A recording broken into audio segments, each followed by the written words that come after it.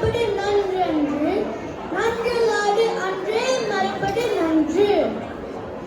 திருக்குறள் 9. கன்றான இன்னா செய்யினும் அவர் செய்த ஒன்று நன்று உள்ள கெடும். திருக்குறள் 10. என் நன்றி கண்